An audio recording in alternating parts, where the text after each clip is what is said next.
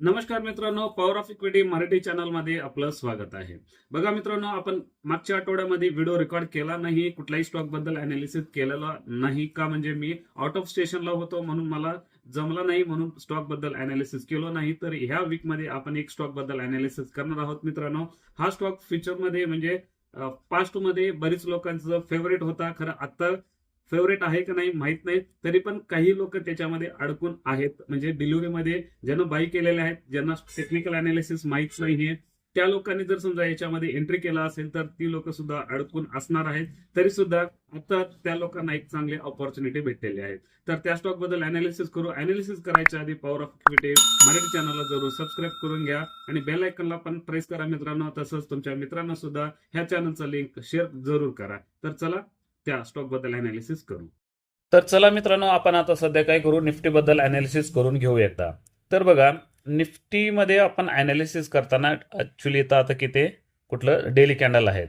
तर डेली कॅन्डलच्या हिशोबानं जर आपण अनालिसिस केलं मित्रांनो, तर बघा हा ट्रेंड लाईन घेतोय मी आणि इथून असं ड्रॉ केल्यावर आपल्याला ऍक्च्युली आता इम्पॉर्टंट आपल्याला हे आता रेजिस्टन्स तयार झालेला आहे.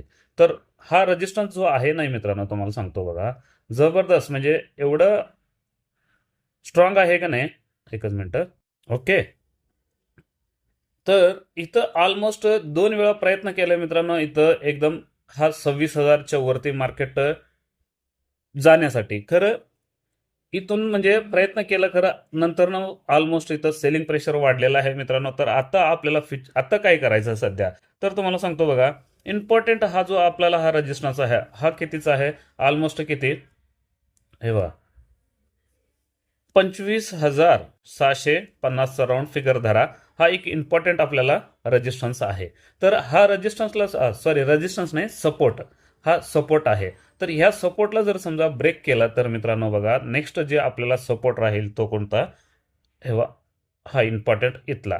तर राऊंड फिगर जर आपण म्हणलो तर सायकॉलॉजी लेवलच्या हिशोबाने जर बघितलं तर 25,000चा आपल्याला एक इम्पॉर्टंट 25,500, 25,000 नाही, 25,500चा एक इम्पॉर्टंट आपल्याला हा एक सपोर्ट राहील. ह्या सपोर्टला जर ब्रेक केला तर नेक्स्ट जे सपोर्ट राहील ते किती, राऊंड फिगर 25,000. हा खूप स्ट्रॉंग सायकॉलॉजी लेवल असणार म्हणजे राऊंड फिगरचा.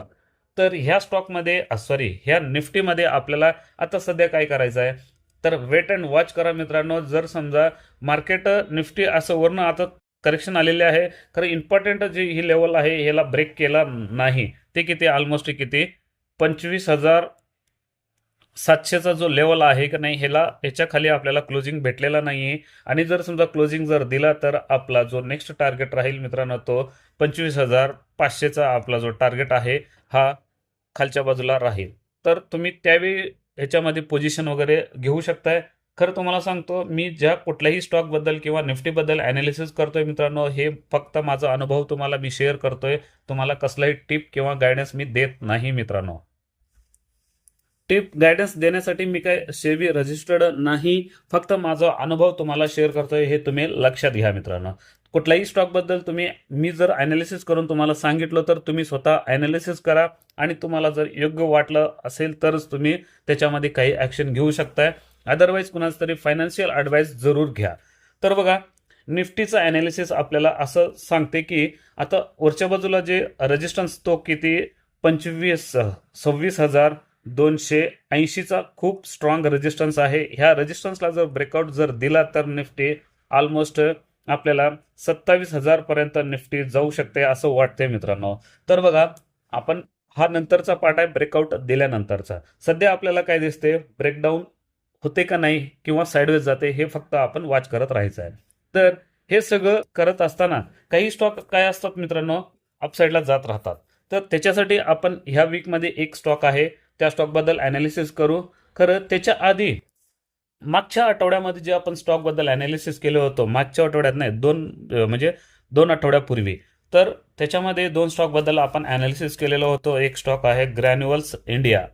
तर हा स्टॉक आहे एकदम जबरदस्त आहे मित्रांनो. आता आपण अनालिसिस केलं, ज्या पद्धतीने केलं त्याच पद्धतीने आहे. तर वीकली कॅन्डलमध्ये आपण अनालिसिस केलेलं होतं. तर इथं इम्पॉर्टंट आपल्याला एक डब्ल्यू पॅटर्न झाला होता म्हणून आपण अनालिसिस सुद्धा केलेलं आहे. तर आपण अनालिसिस करताना त्याची किंमत किती होती, साधारण 58च्या आसपास प्राइस होती मित्रांनो. तर आता सध्या जे आपल्याला क्लोजिंग भेटलेले आहे ते किती 565 काय नथिंग आहे, म्हणजे ऑलमोस्ट त्याच रेंजमध्ये आहे. तर आपला टार्गेट आहे हे किती 627चा हा पहिला टार्गेट आहे. तर ह्याच्याबद्दल पूर्णपणे तुम्हाला व्हिडिओ बघायचा असेल तर मागच्या 2 आठवड्यापूर्वीचा व्हिडिओ जाऊन एकदा बघा मित्रांनो, तुम्हाला समजून जाईल.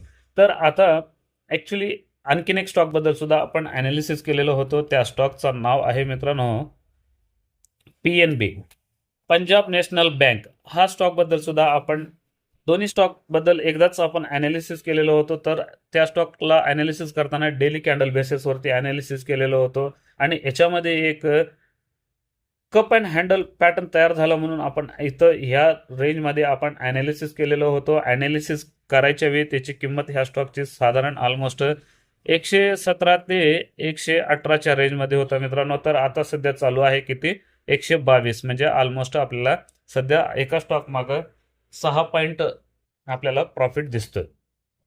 तर आपला जो टार्गेट आहे ते किती, तुम्हाला टार्गेट दाखवतो बघा. आपलं टार्गेट किती आहे हे बघा.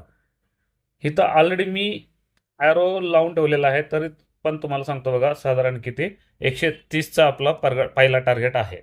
याच्यानंतर आपण बघू मित्रांनो, ते ऑलमोस्ट टार्गेट सुद्धा आता जवळ येत आहे. तर ह्या आठवड्यामध्ये ज्या स्टॉकबद्दल आपण आता ॲनालिसिस करणार आहोत त्या स्टॉकचं नाव आहे अडानी एनर्जी. अडानी ग्रुपचा स्टॉक आहे मित्रांनो. तर ह्या स्टॉकमध्ये बरीच लोकांनी ऑलरेडी हाय प्राइसला बाय करून, ज्यांना टेक्निकल ॲनालिसिस माहीत नाही आहे त्या लोकांनी ह्या स्टॉकमध्ये अडकलेले असतील मित्रांनो. तर बघा, आपण ॲक्च्युली ह्या स्टॉकलाच का घेतलोय तर तुम्हाला सांगतो बघा. तर हा स्टॉक कम्प्लीट असं वरनं असं डाऊन असं कम्प्लिटली वन वे हे जेव्हा इथं ह्या ट्रेंड लाईनला ब्रेकआउट दिलेलं होतं आणि तिथून हा स्टॉक कम्प्लिटली खाली आला आणि इथून आता जे हा जो लो लागलेला होता, ह्या लो लागणे इथं ॲक्च्युली ह्या रेंजमध्ये ब्रेकडाऊन द्यायचा प्रयत्न केला.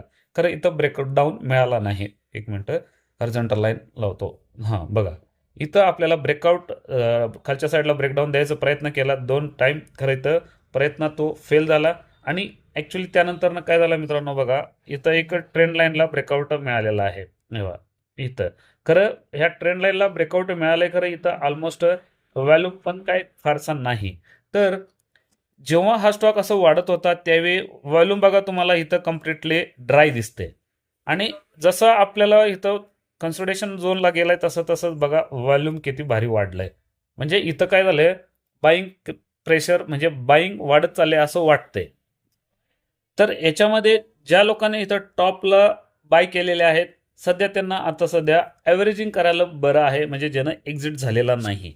तर ऑलमोस्ट तुम्हाला सांगतो ही जे पहिला टार्गेट आहे आपल्याला ऑलमोस्ट इथं म्हणजे किती 1280च्या दरम्यान साधारण दिसते. याचं तुम्हाला थांबा हॉरिझॉन्टल लाईन लावून मी दाखवतो तुम्हाला ह्याचं टार्गेट किती येऊ शकते. हे बघा 1300च्या आसपास आहे. खरं आपण ऑलमोस्ट राऊंड फिगर जरी पकडला मित्रांनो ह्या रेंजमध्ये, इथं जे टॉप लागलेला आहे ह्या टॉपला जरी आपण बघितलं ॲनालिसिस केलं तर बघा, ओके सॉरी ना, इथं ह्या रेंजला म्हणजे ऑलमोस्ट 1270 ते 1280च्या लेवलना हा स्टॉक आपल्याला पहिला टार्गेट होईल असं वाटतंय. म्हणजे का इथं कम्प्लिटली व्हॉल्यूम कसं वाढत गेलंय बघा. तर इथं जे ड्राय व्हॉल्यूम झालेलं होतं आणि इथं आपल्याला आता फ्रेश व्हॉल्यूम दिसते. तर याचा अर्थ असं वाटतं की नाही, इथं ब्रेकडाऊन जे स्टॉक दिलेला होता इथं ब्रेकडाऊन द्यायचा प्रयत्न केला, ब्रेकडाऊन दिला नाही, इथं सपोर्ट घेतला आणि स्टॉक इथून वरती जातोय. म्हणजे हा स्टॉक कम्प्लिटली बघा असं जाऊन पुन्हा असं येऊ शकतोय आणि असं असं करत हा स्टॉक असं या पद्धतीनं आपल्याला ब्रेकआउट भेटणार आहे. तर याच्यामध्ये सध्या जो पहिला टार्गेट तो आहे.